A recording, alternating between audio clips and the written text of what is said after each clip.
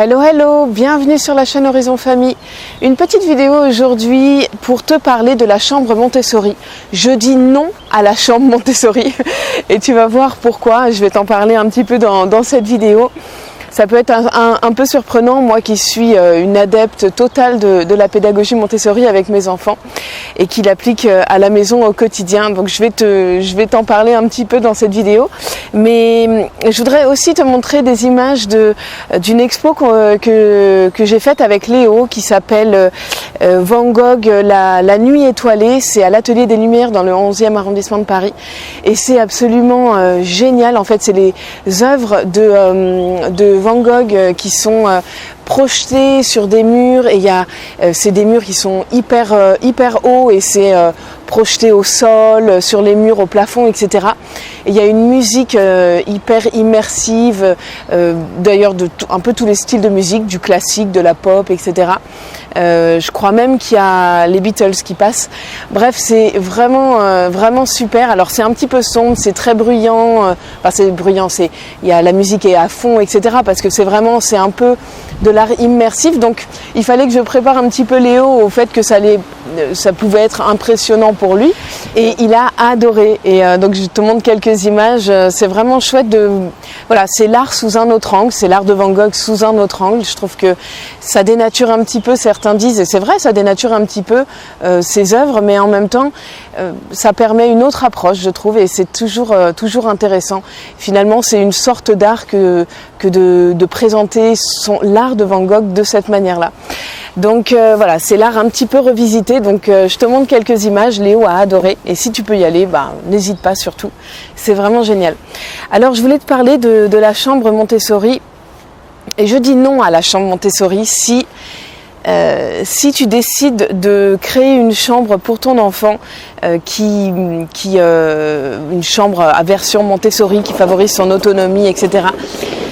Eh bien, je dis non. Si tu ne veux faire que ça, je dis non. Parce que ton enfant, il va pas vivre uniquement dans sa chambre, il va vivre dans toute la maison. Donc c'est toute la maison qu'il faut adapter à ton enfant pour favoriser son autonomie, sa confiance en soi, pour qu'il puisse coopérer, se sentir impliqué dans la vie de la famille, et puis notamment faire des activités de vie pratique avec lui pour qu'il coopère, etc. Donc c'est toute la maison qu'il faut adapter à ton enfant, la salle de bain, les toilettes, la cuisine, même l'entrée. Dans l'entrée, tout doit être adapté à la taille, à la force de ton enfant. Quand je dis la force, ça implique qu'il doit pouvoir, tirer sa chaise sans qu'elle soit trop lourde, ouvrir son tiroir, le tiroir de l'entrée pour ranger ses chaussures et sans que le tiroir soit impossible à ouvrir pour un petit enfant. Bref, tout doit être pensé pour l'enfant. Ça ne veut pas dire qu'il faut tout révolutionner chez soi, mais c'est souvent des petits détails auxquels il faut penser. Et donc juste, ça m'énerve un peu parce qu'on trouve plein d'astuces sur internet pour aménager la chambre de bébé, et c'est juste un peu à la mode parce que Montessori c'est à la mode, et ce côté-là m'exaspère un petit peu parce qu'il suffit pas d'aménager la chambre de son enfant pour que tous les effets, tous les bénéfices de la pédagogie Montessori se répercutent sur ton enfant et que tu vois effectivement qu'il gagne en confiance en soi, en autonomie, en responsabilité, etc. Là, il y a pas mal de vent, j'espère que tu m'entends quand même bien. Et d'ailleurs, il n'y a pas que l'environnement de la maison qu'il faut adapter.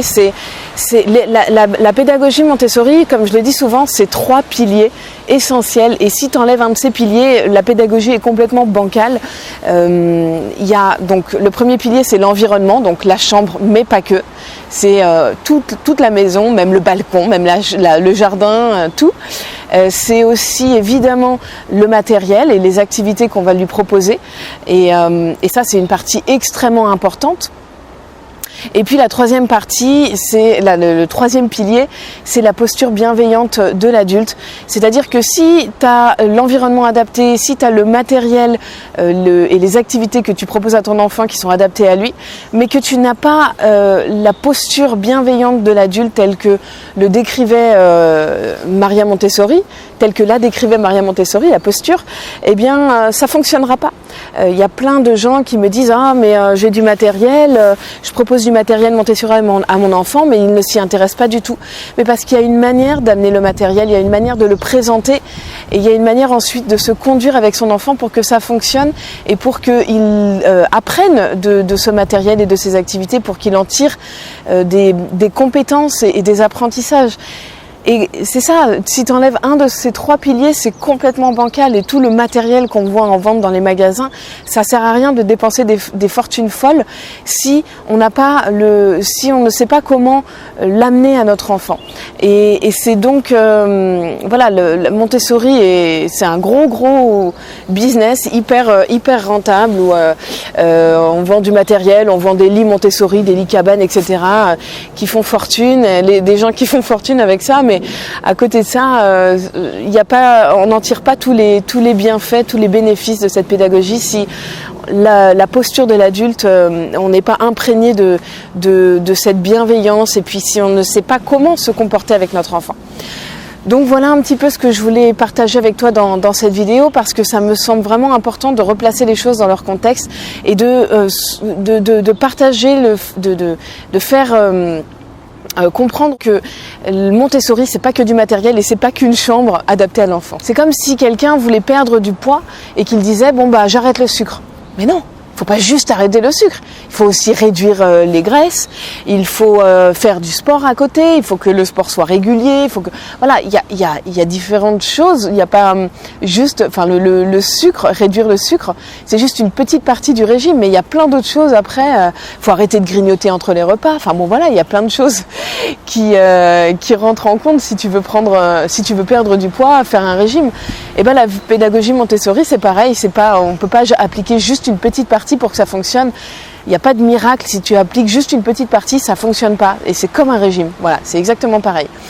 Donc voilà un petit peu ce que je voulais partager avec toi dans cette vidéo. Si tu veux aller plus loin et appliquer du coup la pédagogie Montessori, mais vraiment l'appliquer de manière cohérente pour que tu vois vraiment les effets de cette pédagogie sur ton enfant, eh bien, je t'invite vraiment à suivre le programme que j'ai préparé, qui s'appelle Le bonheur en famille avec la pédagogie Montessori. Tu te préinscris simplement, tu mets ton prénom et ton email. Là, tu cliques sur ce lien là en haut au-dessus de la vidéo, où tu veux. Tu rentres ton prénom et ton email. Tu te préinscris, tu vas recevoir des vidéos, tu vas recevoir des informations sur cette pédagogie, tu vas vraiment pouvoir t'en imprégner et vivre cette pédagogie au quotidien avec ton enfant, et là tu verras les vrais bénéfices de cette belle pédagogie sur ton enfant, sur toi aussi et sur ta famille. Donc voilà, n'hésite pas à cliquer sur le lien et à recevoir plein d'informations pour changer ta vie, pour vraiment adapter ton quotidien à ton enfant, pour bénéficier de toute la bienveillance de cette pédagogie. Sur ce, je te souhaite une excellente journée et surtout n'oublie pas, élever son enfant, c'est aussi grandir avec lui. Salut!